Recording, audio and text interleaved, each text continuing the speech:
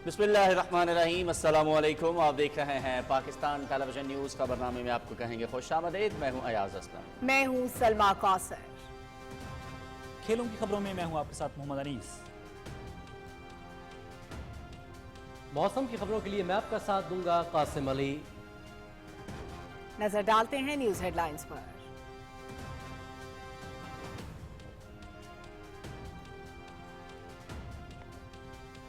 अमरीकी वज़ीर ख़ारजा Marco Rubio का वज़ीर आज़म मोहम्मद शहबाज शरीफ को टेलीफोन। ईरान इसराइल कशीदगी समेत मशरिक़ वस्ता की सूरत हाल पर तबादला ख्याल। वज़ीर आज़म का संगीन बहरान के पुरअमन हल के लिए बातचीत और सफारतकारी की ज़रूरत पर जोर। पाकिस्तान अमन की किसी भी कोशिश में तामीरी किरदार अदा करने के लिए तैयार है। वज़ीर आज़म खित्ते में अमन के लिए पाकिस्तान की कोशिशों की तारीफ करते हैं। अमरीका इलाकाई आलमी अमन और इस्तेहकाम के लिए पाकिस्तान के करीबी ताउन का ख्वाह है। अमरीकी वज़ीर ख़ारजा।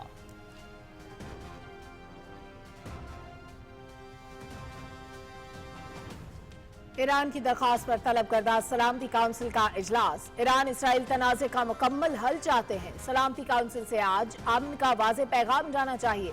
सेक्रेटरी जनरल अक़वाम मुत्तहिदा एंटोनियो गुतेरेस। इसराइल ने जारियत करके ईरान की खुद मुख्तारी की खिलाफ वर्जी की। इसराइली हमले अक़वाम मुत्तहिदा के चार्टर की खिलाफ वर्जी है। सलामती काउंसिल से इसराइली जारियत रुकवाने का मुतालबा करते हैं। पाकिस्तान के मुस्तकिल मंदूब आसिम इफ्तिखार अहमद।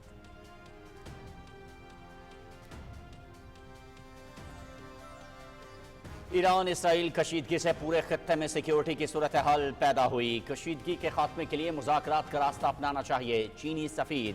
ईरान के तनसीबात पर हमलों से संगीन खतरात लाहक हुए।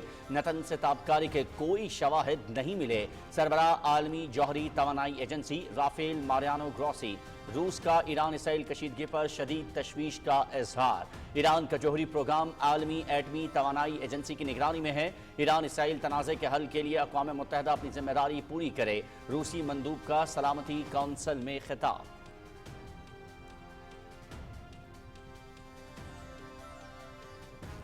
यूरोपीय वज़ीर ख़ारजा की आज जनीवा में ईरानी हम मनसब से अहम मुलाकात। जर्मनी, फ्रांस और बरतानिया के वज़ीर ख़ारजा ईरानी वज़ीर ख़ारजा से ईरान इसराइल तनाज़े पर बातचीत करेंगे। यूरोपीय यूनियन की ख़ारजा पॉलिसी की सरबराह भी मुलाकात में शरीक होंगी।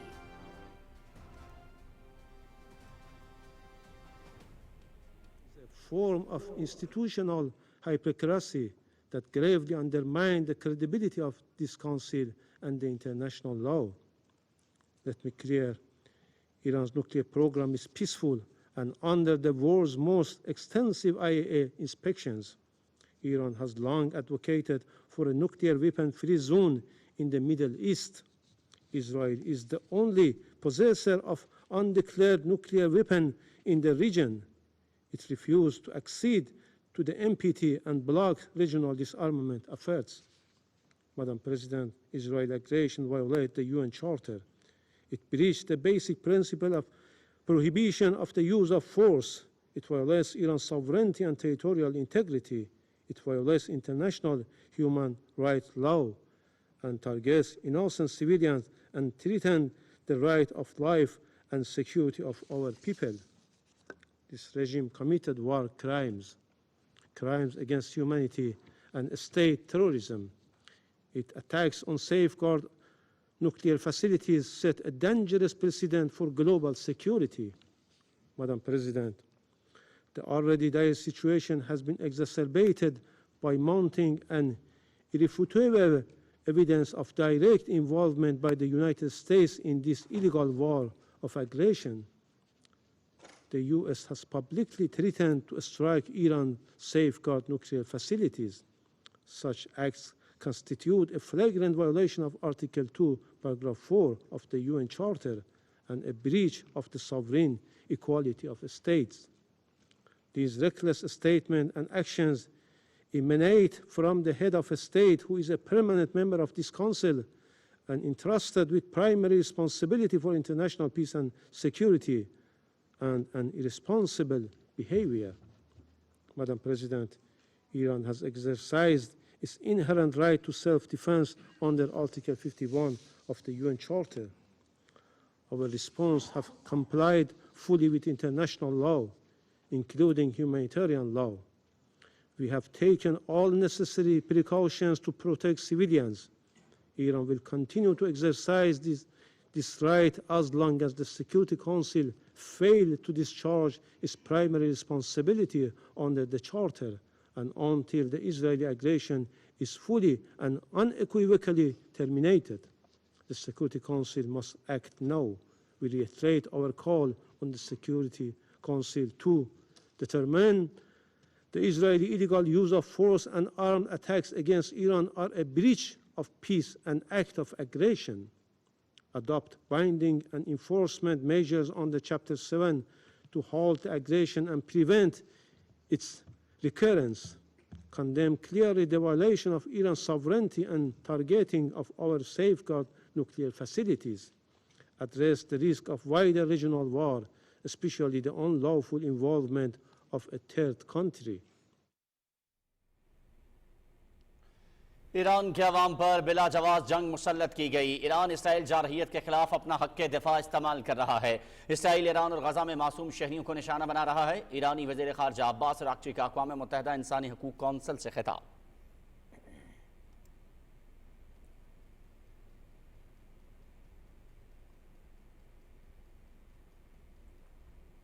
पाकिस्तान नेशनल शिपिंग कॉरपोरेशन की उमूर पर जायजा इजलास। वज़ीर आज़म मोहम्मद शहबाज शरीफ का 2 हफ्ते के अंदर बिजनेस प्लान पेश करने की हिदायत। समंदरी तिजारत पर कौमी खजाने से सालाना $4 अरब का कीमती ज़र मुबादला बचाने के लिए मजीद बहरी जहाज लीज पर लिए जाएं। वज़ीर आज़म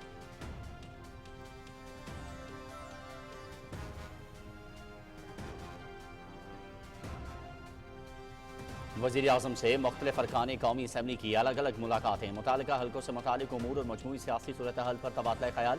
माशी मसाइल हल करने के लिए एक बेहतरीन बजट पेश करने पर वज़ीर आज़म को मुबारकबाद दी।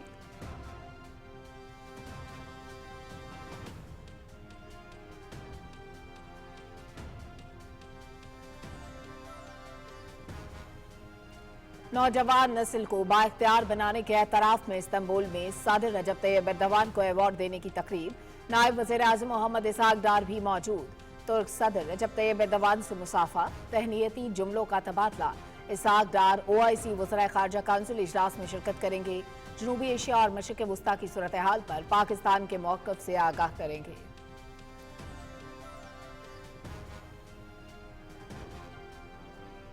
फील्ड मार्शल सैयद आसिम मुनीर की वाशिंगटन में मीडिया नुमाइंदों और पॉलिसी माहिरीन से मुलाकातें। अमरीकी थिंक टैंक्स और स्ट्रेटेजिक उमूर के इदारों के नुमाइंदगान की भी शिरकत। इलाकाई अमन व इस्तेहकाम के लिए पाकिस्तान के गैर मुतसलसल अज़्म का इजहार। दहशतगर्दी के बारे में पाकिस्तान के नुक्ता नज़र से आगाह किया। पाकिस्तान में दहशतगर्दी बढ़ाने में मुलव्वस किरदारों से पर्दा उठाया। आर्मी चीफ का बातचीत, सफारतकारी और आलमी कवानीन की पासदारी पर जोर। पाकिस्तान इलाकाई कशीदगी को कम करने के लिए फाल किरदार अदा करता रहेगा। Field marshal Syed Asim Munir.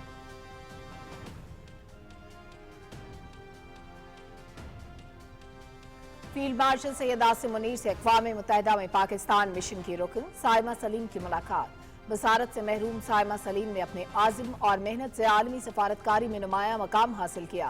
Field marshal की साइमा सलीम की गैर मामूली सलाहियतों, गैर मुतज़लज़ल लगन और UN में पाकिस्तान के मफादात को फ़रोग़ देने की तारीफ। साइमा सलीम कौम के लिए एक रोशन मिसाल है। Field marshal Syed Asim Munir. साइमा सलीम ने अक़वाम मुत्तहिदा में अपनी जिम्मेदारियों से आगाह किया। ISPR।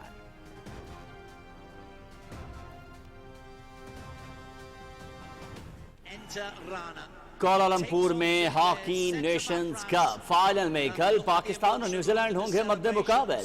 पहले सेमीफाइनल में पाकिस्तान की फ्रांस को शिकस्त। मुकर्ररा वक्त तक मुकाबला 3-3 गोल से बराबर। शूट आउट पर पाकिस्तान 3-2 से फातेह। वज़ीर आज़म मोहम्मद शहबाज शरीफ और सदर आसिफ अली ज़रदारी की कौमी हॉकी टीम को शानदार फतह पर मुबारकबाद। दूसरे सेमीफाइनल में न्यूजीलैंड की जनूबी कोरिया के खिलाफ शूट आउट पर 4-3 से कामयाबी।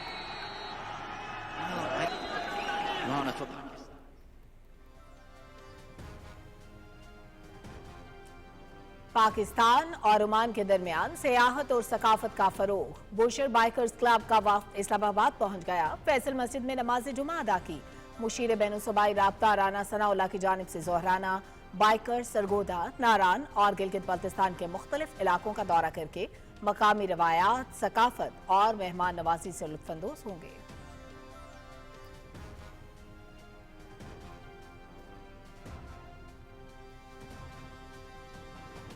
ईरान इसराइल जंग का 8वां दिन। ईरान के इसराइल के जनूबी इलाके पर मिसाइल हमला, टेक्नोलॉजी पार्क कॉम्प्लेक्स की इमारत तबाह, माइक्रोसॉफ्ट का दफ्तर भी मुतासर, करीबी रिहायशी इमारतों और घरों को भी नुकसान पहुंचने की इत्तलात। शिमाली इसराइल में भी धमाके।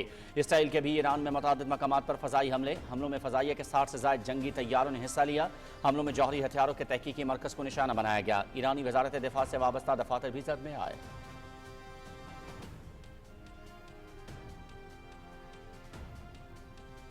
अमरीकी सदर ट्रंप आइंदा 2 हफ्तों में ईरान पर हमले से मुतालिक फैसला करेंगे। अमरीका तनाज़े के तमाम पहलुओं पर गहरी नजर रखे हुए है।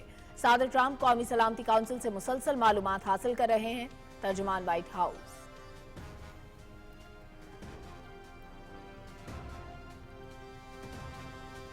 हम सच और हक पर खड़े हैं। ईरान फतहयाब होगा। कौम दुश्मन के खिलाफ अपना इत्तेहाद भरपूर ताकत के साथ जारी रखे। दुश्मन को बता दें कि ईरान के अवाम खौफजदा नहीं। इसराइल का अमरीका से मदद मांगना उसकी कमजोरी जाहिर करता है। ईरान के supreme leader Ayatollah Khamenei.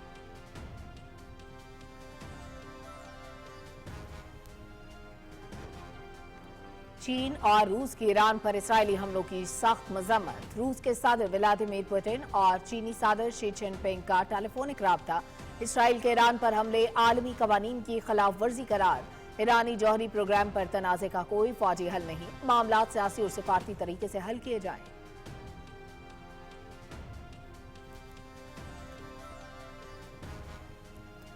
Israel मुसलसल दूसरे साल भी अक़वाम मुत्तहिदा की ब्लैक लिस्ट पर शामिल। इसराइल को गजा में बच्चों के खिलाफ पुरतशद्दुद कार्रवाइयों की वजह से ब्लैक लिस्ट पर शामिल किया गया।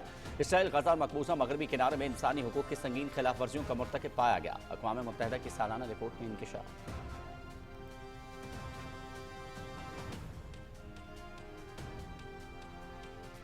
गजा में सेहोनी फोर्सेस के हाथों मजलूम फलस्तीनियों की नस्ल कुशी जारी। इसराइली हमलों में मजीद 43 फलस्तीनी शहीद, मुतादिद जख्मी। सेहोनी फोर्सेस ने दिरुल बलाह में एक घर को निशाना बनाया। 11 अफराद शहीद, कई जख्मी। इसराइली जारियत में शोहदा की मजमूई तादाद 55,706 तक पहुंच गई।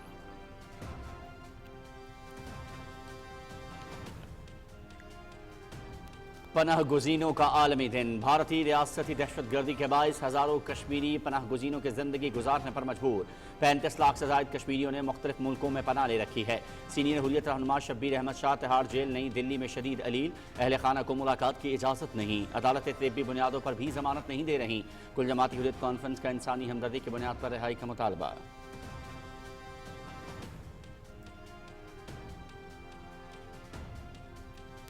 भारत के सोशल मीडिया अकाउंट्स की मुनज़्ज़म और बदनीयती पर मबनी मुहिम जारी। इसराइल ईरान जंग के सिलसिले में पाकिस्तान से फौजी अड्डे मांगने की झूठी खबरें मज़मूम मुहिम का हिस्सा। पाकिस्तान की फ़ज़ाई हुदूद को खुफिया मालूमात इकट्ठी करने के लिए इस्तेमाल करने की झूठी खबरें फैलाई जा रही हैं। तमाम दावे मुकम्मल तौर पर बेबुनियाद, मज़ाक़ाखेज़ और लग़्व प्रोपेगेंडा हैं।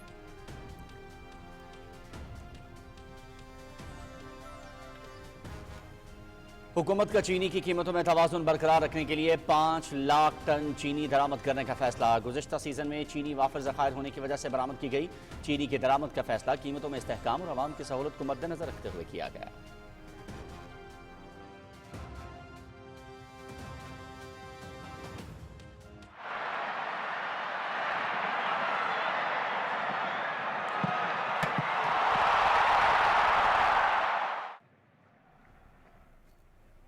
और FIFA football club world cup, Atletico Madrid ने सेटल साउंडर्स को 1 के मुकाबले में 3 गोल से हरा दिया। इंटर मियामी की एफसी पोर्टो के खिलाफ 2-1 से कामयाबी।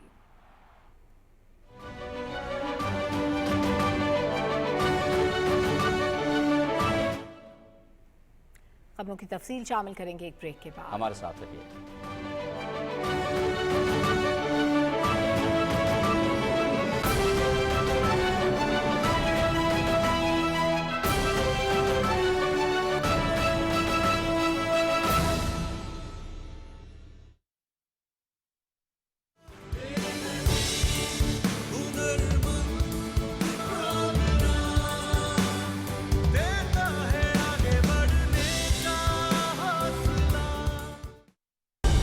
दुरुस्त हर वक्त बर वक्त।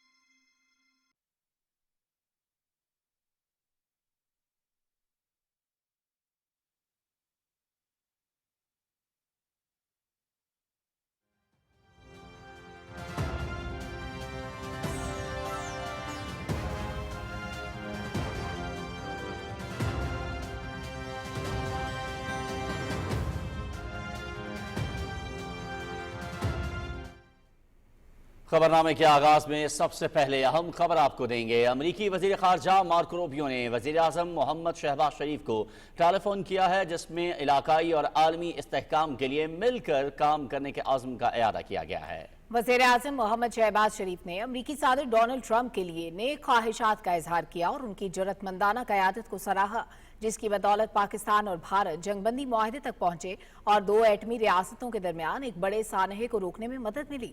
वज़ीर आज़म ने वज़ीर खारजा मार्को रूबियो की मुतहरिक सफारतकारी की भी तारीफ की। वज़ीर आज़म का कहना था कि सदर डोनाल्ड ट्रंप के पाकिस्तान के बारे में मुस्बत बयानात जनूबी एशिया में देर पा अमन के लिए नहायत हौसला अफजा हैं, जो सिर्फ पाकिस्तान और भारत के दरमियान बामानी मुज़ाकरात के जरिए ही मुमकिन हो सकता है। वज़ीर आज़म ने तमाम देरीना मसाइल पर बातचीत के लिए पाकिस्तान की आमादगी का इयादा किया, जिसमें मकबूजा कश्मीर, सिंतास मुआहदा, तिजारत और इंसदाद दहशतगर्दी शामिल हैं। टेलीफोनिक गुफ्तगू के दौरान मशरिक़ वस्ता की सूरत हाल, खास तौर पर ईरान और इसराइल के बहरान पर भी तबादला ख्याल हुआ। वज़ीर आज़म ने इस संगीन बहरान के पुरअमन हल के लिए बातचीत और सिफारतकारी की जरूरत पर जोर दिया। उन्होंने कहा कि पाकिस्तान मौजूदा सूरत हाल में अमन की किसी भी कोशिश में तामीरी किरदार अदा करने के लिए तैयार है। न सिर्फ खित्ते बल्कि पूरी दुनिया के लिए तशवीशनाक है ये सूरत हाल। सदर ट्रंप की तिजारत पर तवज्जो का हवाला देते हुए वज़ीर आज़म ने कहा कि पाकिस्तान और अमेरिका को तिजारत, सरमायाकारी, तवानाई, मादनियात, कीमती धातुओं और IT समेत मुख्तलिफ शोबों में बाहमी मफाद पर मबनी ताउन को आगे बढ़ाने के लिए मिलकर काम करना चाहिए। सलामती और इंसदादी दहशतगर्दी के हवाले से वज़ीर आज़म ने दहशतगर्दी के खात्मे बिलखुसूस कलादम BLA और दीगर पसंद ग्रुपों के खिलाफ पाकिस्तान के आज़म का इयादा किया। अमरीकी वज़ीर खारजा मार्को रूबियो ने पाकिस्तान से दहशतगर्दी की कोशिशों को सराहा और इन खतरात से निपटने के लिए मुकम्मल ताउन का यकीन दिलाया। वज़ीर आज़म ने वाशिंगटन में सदर डोनाल्ड ट्रंप और army chief field marshal Syed Asim Munir के दरमियान होने वाली खुशगवार नतीजा खेज़ गुफ्तगू पर भी इत्मीनान का इज़हार किया। वज़ीर आज़म और मार्को रूबियो ने इत्तफाक किया कि दोनों मुल्कों के दरमियान बातचीत को अब हर शोबे में अमली इक़दामात में तब्दील किया जाना चाहिए। वज़ीर आज़म ने पाकिस्तान और अमरीका के दो तरफ़ा ताल्लुकात में मुस्बत पेशरफ्त को मज़ीद आगे बढ़ाने के लिए आला सतह रवाबित की ज़रूरत पर जोर दिया। मार्को रूबियो ने पाकिस्तान और अमरीका के दरमियान बाहमी दिलचस्पी के तमाम शोबों में ताउन को फ़रोग देने की ख्वाहिश का इज़हार किया। उन्होंने भारत के साथ जंगबंदी के मुआहदे पर अमल दरामद और खत्ते में अमन के लिए पाकिस्तान की मुसलसल कोशिशों को सराहा। इस तनाजुर में उन्होंने पाकिस्तान पर जोर दिया कि वो ईरान के साथ जारी अमन की कोशिशों में अपना मुस्बत किरदार जारी रखेगा। उन्होंने मज़ीद कहा कि अमरीका पाकिस्तान के साथ मिलकर इलाकाई और आलमी इस्तेहकाम के फ़रोग के लिए करीबी ताउन जारी रखने का ख्वाहां है। वज़ीर आज़म ने अमरीकी सदर डोनाल्ड ट्रंप को पाकिस्तान के सरकारी दौरे की दावत का इयादा किया और कहा कि वो खुद भी सदर डोनाल्ड ट्रंप से जल्द मुलाकात के ख्वाहां हैं। वज़ीर आज़म ने सेक्रेटरी रूबियो को भी जल्द पाकिस्तान के दौरे की दावत दी।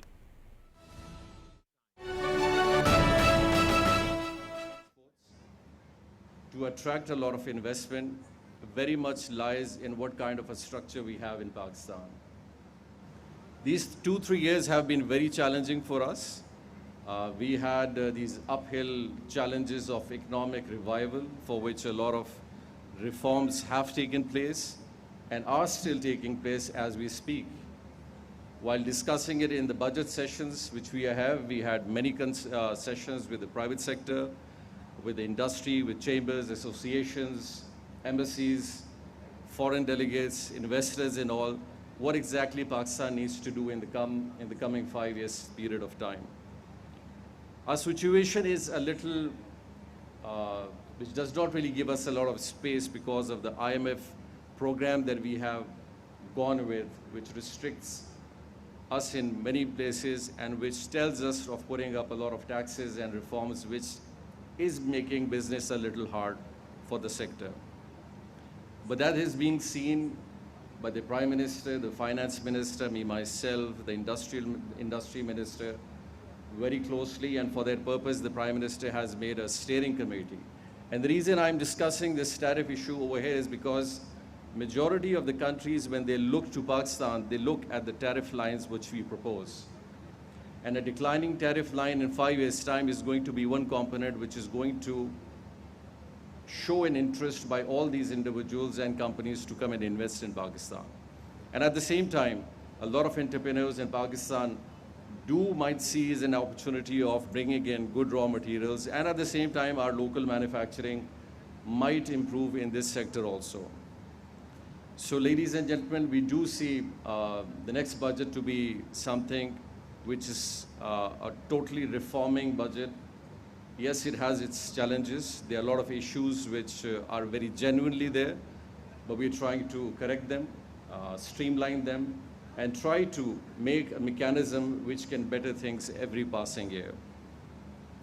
Having an opportunity, as Excellency mentioned about Baba Tajammul late, I had a chance of being with him. We had a few interactions, a wonderful gentleman, and definitely we all pay our tribute to him, to his family, and his services which were there by giving his best to this consulate.